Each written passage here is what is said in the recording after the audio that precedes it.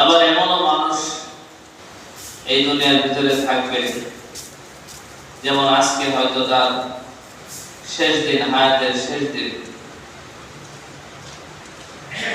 আজকে তার হায়াতের শেষ দিন, আগামীকাল অথবা তারপরের দিন যে রোজা পাবে এমন কোনো গ্যারান্টি তার নাই। একটা বছর পরে ফিরে আসে রমজান মাস। এই রমজান মাস যার তকদিরে থাকবে সে বড়ই ভাগ্যবান, সে বড় সৌভাগ্যবান। তার মতো তকদিরওয়ালা মানুষ আর কে হতে পারে যে রমজান মাসের ভিতরে সে নিজেকে শামিল করে রাখে।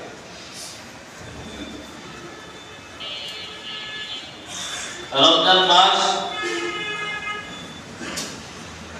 এই মাসের ভিতরে আল্লাহ পাক রব্বুল আলামিন শুধু রহমত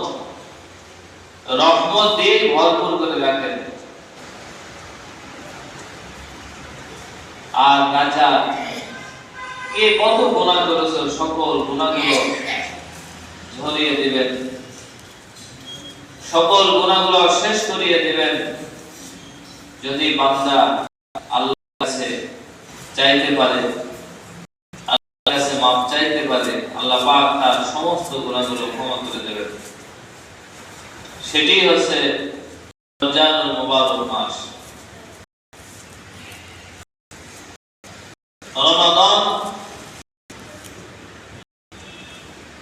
রমাদান মাস, এই মাসে যত গুরুত্ব এবং ব্যাখ্যা আল্লাহ পাক রব্বুল আলামিন তিনি নিজে দিয়েছেন, অন্যান্য ইবাদতের ক্ষেত্রে দেন। নামাজ পড়তে হবে, কিন্তু নামাজ কয় রাকাত, কিভাবে পড়তে হবে, এই নিয়মগুলো কোরআন শরীফে স্পষ্ট করে দেন নাই। নামাজ পড়তে হবে বিধান দিয়ে দিয়েছেন, আর এগুলা সারা শরীয়তে প্রণেতা যিনি মুহাম্মদ রাসূলুল্লাহ সাল্লাল্লাহু আলাইহি সাল্লাম, তিনি হচ্ছেন ব্যাখ্যা। কোরআনের ব্যাখ্যা হচ্ছে আল্লাহর হাবিব, আল্লাহর হাবিবের কথা, আল্লাহর রাসূলের হাদিস সুন্নাহ, এগুলো হচ্ছে কোরআনের ব্যাখ্যা। তো ডাইরেক্টলি কোনো কথা বলেন নাই, কিন্তু রমজান সম্পর্কে, এই রমাদান মাস সম্পর্কে আল্লাহ পাক রব্বুল আলামিন এত গুরুত্বপূর্ণ ভাবে আলোচনা করেছেন।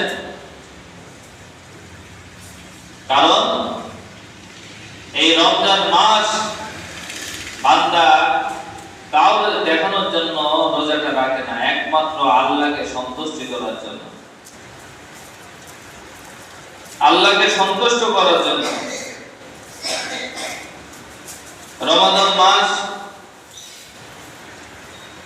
আমাদের সামনে আর হয়তো একদিন অথবা 2 দিন পরে চলে আসবে। আমরা আগে থেকে প্রস্তুতি নেব রমজানের মাসটা আমরা কিভাবে চলব, আমাদের করণীয় কি, আমাদের বর্জনীয় কি,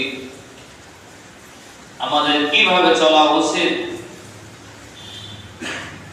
আল্লাহর রজ্জুকে আঁকড়ে ধরতে হবে সর্ব অবস্থায়, আর যত গুনাহ করে সকল গুনাহ আমাকে মাফ করাতে হবে। আল্লাহর কাছে কান্নাকাটি করে, শেষ রাত্রে তাহাজ্জুদ করে আল্লাহ পাক রব্বুল আলামিন তিনি রহমান, তিনি রহিম, তিনি সব ক্ষমা করে দেবেন। আল্লাহ রব্বুল আলামিন তিনি বলেন, শাহরু রমাদান আল্লাযী উনজিলা ফীহিল কুরআন হুদাল লিন-নাস ওয়া বায়্যিনাতিন মিনাল হুদাই ওয়াল ফুরকান ফামান শাহিদা মিনকুমুশ শাহরা ফালিয়াসুম। রমজান মাস হলো যে মাস যাতে নাজিল করা হয়েছে কোরআনকে। এই কোরআনকে রমজান মাসে আল্লাহ পাক নাজিল করেছেন।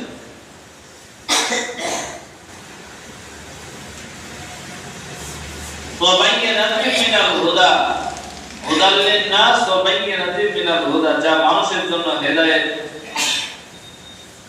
সুস্পষ্ট পথ হবে। কাজেই তোমরা সেই আল্লাহ ইবাদত বন্দেগী করো, আল্লাহর রুজকে আঁকড়ে ধরার চেষ্টা করো। এই মাসে কোরআন নাজিল হয়েছে, কোরআনের কারণে এই মাসের মান মর্যাদা আল্লাহ পাক অনেক দিয়েছেন। এবং এই মাস সম্পর্কে আল্লাহ রাব্বুল আলামিন বলেন, ফামান শাহিদা মিনকুমুশ শাহরা ফালিয়াসুম।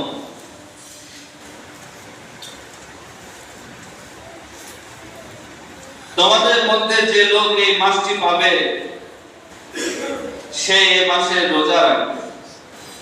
তোমরা যে মাসটি পেয়েছো তোমরা রোজা রাখো, এটা আল্লাহর বিধান।